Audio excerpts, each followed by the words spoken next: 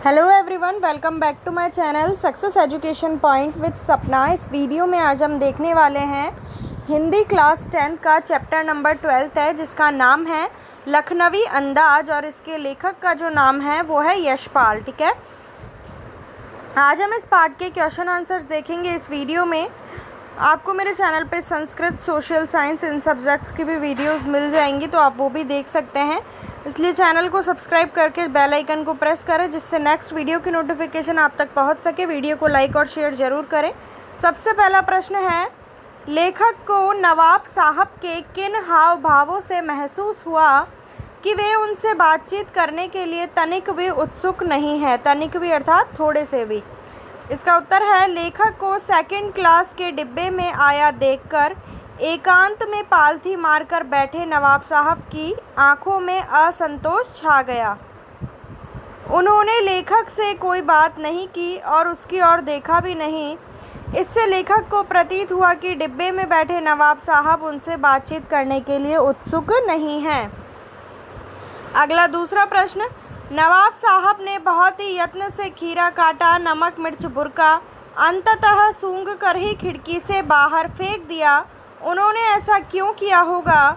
उनका ऐसा करना उनके कैसे स्वभाव को इंगित करता है? इसका उत्तर है, नवाब साहब ने ऐसा इसलिए किया होगा क्योंकि वे अपने आप को एक ख़ानदानी रईस बताकर अपना प्रभाव जमाना चाहते थे। उन्होंने पहले खीरे की फाकों को होठों तक ले जाकर उन्हें सूंघा, फिर एक एक करके उन्हें खिड़की के बाहर फेंक दिया। इस प्रकार करके उन्होंने लेखक के मन पर लखनवी नवाबी की मिथ्या धाक जमानी चाहिए थी। अगला तीसरा प्रश्न, बिना विचार, घटना और पात्रों के भी क्या कहानी लिखी जा सकती है? यशपाल के इस विचार से आप कहाँ तक सहमत हैं? तो इसका उत्तर है, हमारे मत में बिना विचार, घटना और पात्रों के अभाव में कहानी नहीं लिखी जा सकती, क्योंकि कहानी लिखने के लिए यह तीनों बातें आवश्यक होती है। बिना विचार के कहानी बन ही नहीं सकती, बिना घटना के कहानी का कथानक आगे नहीं बढ़ सकता और बिना पात्रों के माध्यम से कहानी कही नहीं जा सकती। इसलिए हम यशपाल के विचार से सहमत नहीं हैं। चौथा प्रश्न, आप इस निबंध को और क्या नाम देना चाहेंगे? हम इस निबंध को नाम देना चाहेंगे जैसे दिखावे की जिंदगी, नवाबी शान, खानदानी रईस, सूक्ष्म भोजी। अगला प्रश्न, नवाब साहब द्वारा खीरा खाने की तैयारी करने का एक चित्र प्रस्तुत किया गया है। इस पूरी प्रक्रिया को अपने शब्दों में व्यक्त कीजिए। नवाब साहब सीट पर पालथी मारे आराम से बैठे थे। उन्होंने सामने तौलिए पर से कच्चे ताजे खीरे रखे। उन्होंने तौलिए पर से खीरों को उठाया और लोटे के पानी से उन्हें खिड़की के बाहर करके धोया। फिर उन्हें तौलिए से पोंछा, जेब से चाकू निकाला। पहले उन्होंने दोनों खीरों के सिर काटे और गोद कर उनका जाग बाहर निकाला। फिर खीरों को सावधानी पूर्वक छीला और काटकर उनकी फाकों को तौलियों पर करीने से सजाया। इसके बाद खीरों की फाकों पर जीरा, मिला नमक और लाल मिर्च की सुर्खी बुरक दी। अब खीरे की फाकें खाने की तैयारी थी। खीरे के स्वाद की कल्पना में उनकी आंखें मुंद गईं। अगला छठा प्रश्न, किन किन चीज़ों का रसास्वादन करने के लिए आप किस प्रकार की तैयारी करते हैं?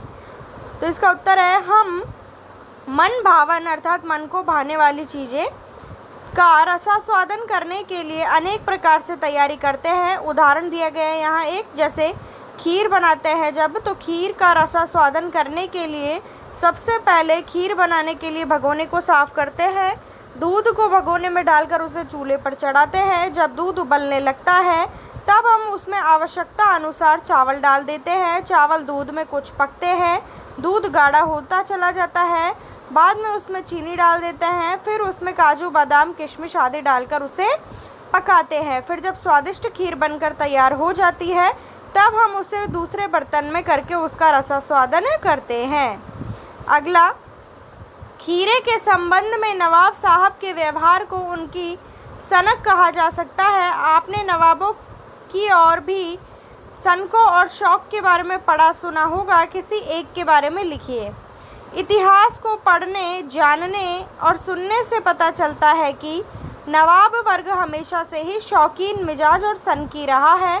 उदाहरण के लिए लखनऊ के नवाब वाजिद अली शाह को जब आक्रमणकारी गिरफ्तार करने आए तो वे अपने पलंग से उठकर इसलिए उनसे लड़ नहीं पाए थे क्योंकि उस समय जूते पहनाने वाला और तलवार उठाकर देने वाला कोई भी नौकर उनके पास नहीं था। इससे स्पष्ट होता है कि नवाब शौकीन मिजाज और सनकी थे। अगला 7वां, क्या सनक को कोई सकारात्मक रूप हो सकता है? यदि हाँ तो ऐसी सनकों का उल्लेख कीजिए। सनक प्राय नकारात्मक रूप में दिखाई देती है, परंतु सनक का सकारात्मक रूप भी हो सकता है। स्वतंत्रता संग्राम में भाग लेने वाले क्रांतिकारी एवं स्वतंत्रता सेनानी इसी सकारात्मक सनक की मनोवृत्ति से प्रभावित थे। उन्हें जिस चीज़ की सनक सवार हो जाती थी उसे वे करके ही मानते थे। भारत को अंग्रेजी राज्य से मुक्त कराने की भी उन्हें सनक सवार थी। जब तक भारत आज़ाद नहीं हुआ तब तक वे चैन से नहीं बैठे। तो ये थे पार्ट नंबर 12 के क्वेश्चन आंसर्स। पार्ट नंबर 1 से लेके 11 तक के आपको मेरे चैनल पे मिल जाएंगे, आप देख सकते हैं। इसलिए चैनल को सब्सक्राइब, वीडियो को लाइक और शेयर ज़रूर करें। मिलती हूँ नेक्स्ट वीडियो में। Thank you for watching my video.